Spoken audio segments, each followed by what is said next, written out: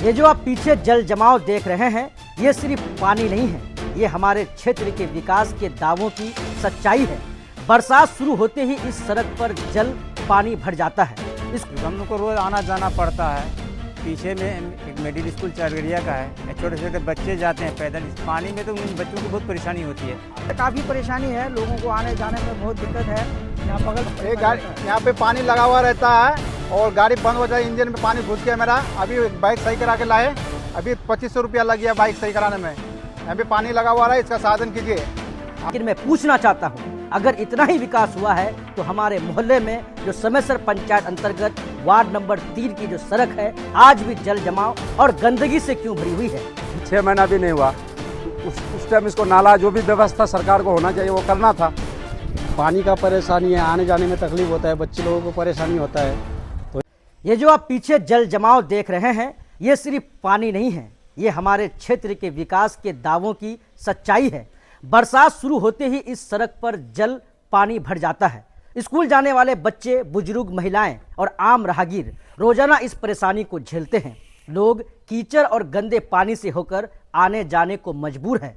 सबसे दुखद बात यह है कि ये समस्या नई नहीं है। जिला परिषद चेयरमैन साहिबा लगातार दावा करती हैं कि उनके क्षेत्र में विकास की गंगा बह रही है। लेकिन मैं पूछना चाहता हूं, अगर इतना ही विकास हुआ है तो हमारे मोहल्ले में जो समयसर पंचायत अंतर्गत वार्ड नंबर 3 की जो सड़क है, आज भी जल जमाव और गंदगी से क्यों भरी हुई है? मैंने वर्तमान जिला परिषद चेयरमैन प्रतिनिधि से कई बार व्यक्तिगत रूप से मिलकर अनुरोध किया, सूचना भी दिया, उनके सहयोगियों को भी अवगत करवाया, लेकिन हर बार सिर्फ आश्वासन मिला, समाधान नहीं। मैं पूछना चाहता हूं, जब जनता की बुनियादी समस्या नहीं सुलझाई जा सकती है तो फिर प्रतिनिधित्व किस बात का?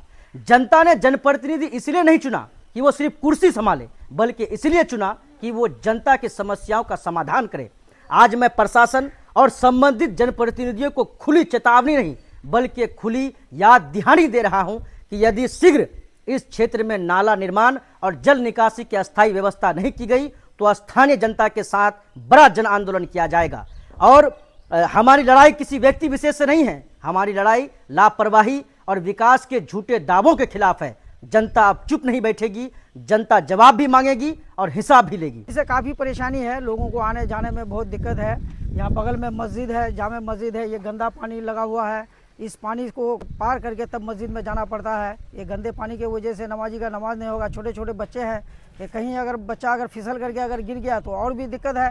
बगल में पुल है, लेकिन यहाँ नाले का कोई व्यवस्था नहीं किया है और ऐसा रोड बना दिया है कि पूरा गड्ढा कर दिया है यहाँ। उस टाइम में भी हम लोग कंप्लेन किए थे, लेकिन ठेकेदार ऐसा अपना मनमाना ढंग से काम करके निकल गया, जो गड्ढा का गड्ढा रह ही गया। और उसी गड्ढा में अभी पानी पूरा भरा हुआ रहता है।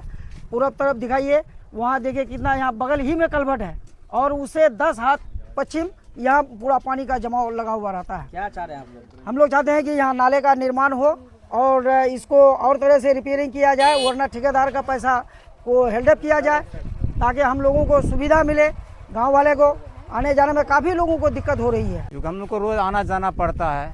पीछे में एक मिडिल स्कूल चरगड़िया का है, यहाँ छोटे छोटे बच्चे जाते हैं पैदल। इस पानी में तो उन बच्चों को बहुत परेशानी होती है।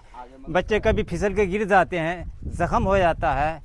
इसलिए मेरा ये कहना है, जामे मस्जिद भी है, लोगों के ये पानी गंदा है, क्योंकि माल मवेशी है चारों तरफ, इसका तो गंदा पानी आता ही है यहाँ पर। अभी बरसात का मौसम भी नहीं है, जब बरसात का मौसम आगाते हैं लगभग 1.5 फीट 2.5 फीट पानी जमा हो जाएगा। उसमें कितनी परेशानी होगी उस वक्त हम लोगों को।